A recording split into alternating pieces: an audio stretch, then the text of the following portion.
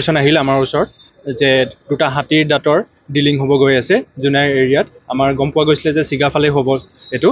তাৰপিছত সেই হিচাপত আমি এই পাৰ্টি লৈ পিনি গ'লোঁ, আমাৰ চ'ৰ্চৰ লগত আমি কণ্টেক্ট কৰিলোঁ আৰু আমাৰ সেই অপাৰেশ্যনটোত আমি ছাকচেছফুলি দুটা হাতীৰ দাঁত ৰিকভাৰ কৰিবলৈ ছাকচেছফুল হ'লোঁ। বৰ্তমানলৈকে এজনক আটক কৰা হৈছে, তাৰপিছত আমাৰ ইনভেষ্টিগেশ্যন বাকী চলি আছে।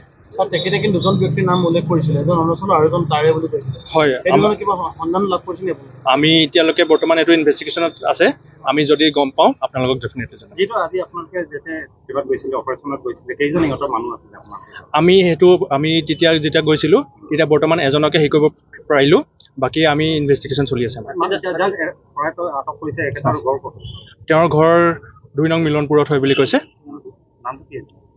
নামটো দীনেশ দলে আছিলে নে? দীনেশ দলে, দীনেশ পেগু আছিলে।